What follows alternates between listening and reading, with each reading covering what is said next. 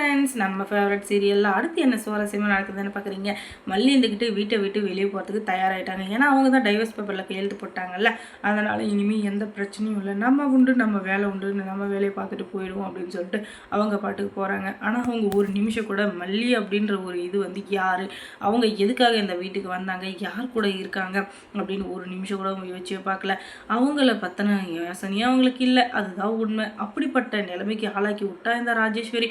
இவங்க வீட்டை விட்டு வெளியே போகிறத பார்த்து நம்ம விஜய் இருந்துக்கிட்டு, என்ன மல்லி என்ன நினச்சிட்டு இருக்க, எங்கே போகிற நீ அப்படின்னு சொல்லிட்டு கேட்டால், நான் எங்கேயோ போகிறேன், நீங்கள் எதுக்கு அதெல்லாம் கேட்குறீங்க அப்படின்னு சொல்லிட்டு இவங்க பயங்கரமாக பேசிகிட்டு இருக்காங்க. அப்படியே சண்டை வந்துடுது.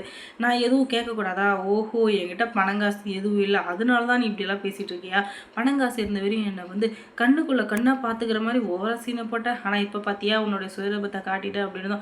ஆமாம், உங்ககிட்ட பணம் காசு எதுவுமே இல்லை, நான் வந்து உங்ககிட்ட என்ன பண்ணுறது சொல்லுங்கள், உங்களவையே பார்த்துட்டு இருந்தா கடைசியில் நான் சோத்து கூட இல்லாமல் சிங்கி தான் அடிக்கணும். என் வாழ்க்கையில் நான் இவ்வளோ கஷ்டப்பட்டுருக்கேன், எவ்வளோ இதுவாக இருந்திருக்கேன், ஆனால் இனிமேலாச்சும் நல்ல வாழ்க்கையை வாழ போகிறேன் அப்படின்னு சொல்லிட்டு நினச்சா அதையும் பிடுங்கி உங்கள் வாயில் வச்சுக்கிட்டீங்க. நான் வந்து என்ன துரோகம் பண்ணேன், நான் சந்தோஷமாக இருக்கணும் பணக்காரியாக வாழணும்னு தான் நினச்சேன், ஆனால் அது எல்லாமே நாசமாக போச்சு. இதுக்கு மேலே உங்கள் கூட இருந்தேன்னு வச்சுக்கோங்க, என் வாழ்க்கையை நாசமாக போயிடும் அப்படின்னு சொல்லிட்டு அவங்க பையை தூக்கின்னு கிளம்பிடுறாங்க. அதுக்கப்புறம் அவங்க பெரியம்மா வந்துக்கிட்டு, என்ன மல்லி என்ன பேசிகிட்டு இருக்க, நீனா பணங்காசுக்காக அலையிற பொண்ணா, பாசத்துக்காக ஏங்குற பொண்ணு, அதனால தானே விஜயை கல்யாணம் பண்ணிக்கிட்டேன், நம்ம வெண்பா குட்டிக்காக அவள் பாசத்துக்காகவும் அவளோட நேசத்துக்காகவும் தானே அவளை கல்யாணம் பண்ணி இப்போ சந்தோஷமாக இருக்கணும்னு நினச்சேன், ஆனால் நீ இப்படியெல்லாம் பேசணும் நான் நினச்சி கூட பார்க்கல மல்லி, சத்தியமாக நான் நினச்சி கூட பார்க்கல. நீ இப்படி பேசுகிற ஆளே இல்லை, உன் பின்னாடி யாரோ இருந்து உன்னை ஆட்டி வைக்கிறாங்க, அது மட்டும் எனக்கு நல்லா தெரியுது.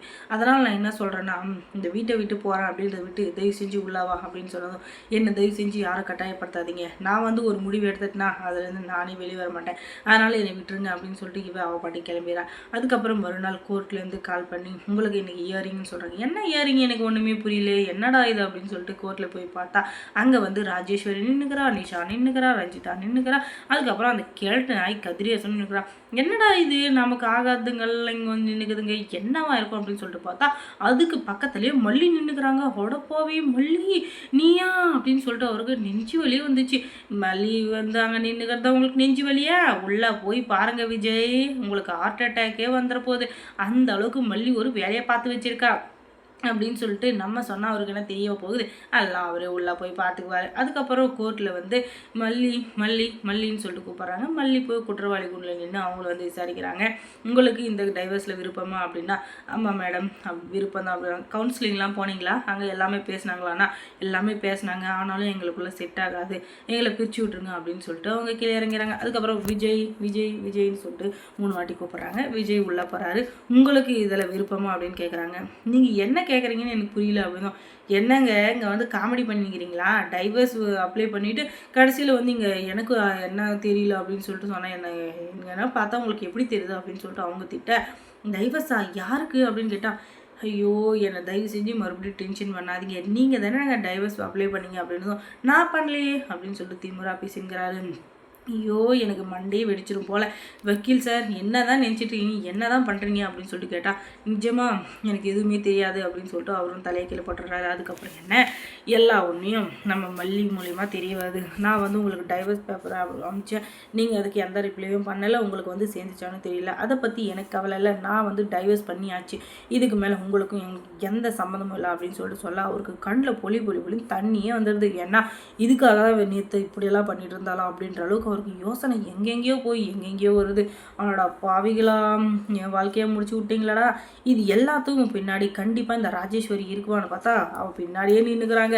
என்னடா இது நம்ம நினச்சது எல்லாமே டக்கு டக்கு டக்குன்னு நம்ம கண்ணுக்கு தெரியுது அப்படின்னு சொல்லிட்டு பார்த்தா, ஆமாம் எல்லா பிளானும் போட்டு கொடுத்தது நம்ம ராஜேஸ்வரியே சாரும், அவள் தான் பிளான் கிங்காச்சே, அதனால் இருந்துக்கிட்டு எல்லா வேலையும் தான் பண்ணுவா, எல்லாத்தையும் தான் பண்ணுவா. அப்படிப்பட்டவளை நம்பின்னு இந்த பற்றியா விஜய், நீ ஒரு கூமுட்டை, இப்போ உன்னை பிரிக்கிறதுக்கு அந்த மல்லியை வச்சு ஒரு கேம் விளையாடிக்கிற பார்த்தியா, அந்த மல்லி ஒரு கூமுட்டை, கொஞ்சம் கூட யோசிக்கிறது இல்லை. அவள் என்னாச்சும் சொன்னான்னு வச்சுக்கோங்க, அதவே யோசிச்சுக்கிட்டு அதவே பண்ணிக்கிட்டு விஜய் விட்டு பிரிஞ்சாதான் விஜய் சந்தோஷமாக இருக்கும். இதெல்லாம் என்னது கொஞ்சம் கூட நல்லாவே இல்லை. ஆனால் இந்த டைரக்டர் கதை எழுதுற பார்த்தீங்களா, எனக்கு பயங்கரமாக கோவம் தான் வருது. என்ன பண்ணுறது, சீரியலாச்சே பார்த்து தானே ஆகணும் அப்படின்னு சொல்லிட்டு நானும் பார்த்துட்ருக்கேன். அப்படி எத்தனை பேர் சகிக்க முடியாமல் பார்க்குறீங்க அப்படின்றத கமெண்ட்ஸில் சொல்லுங்கள். அதுக்கப்புறம் மல்லி சீரியலில் என்ன சுவாரஸ்யமானது இருக்கும் நீங்கள் தெரிஞ்சுக்கணுன்னா நம்ம சேனலை சப்ஸ்கிரைப் பண்ணுங்கள். அதோட பக்கத்தில் இருக்க அந்த பெல் ஐக்கானை கொஞ்சம் கிளிக் பண்ணி விடுங்க. தொடர்ந்து இந்த சேனலுக்கு சப்போர்ட் கொடுங்க.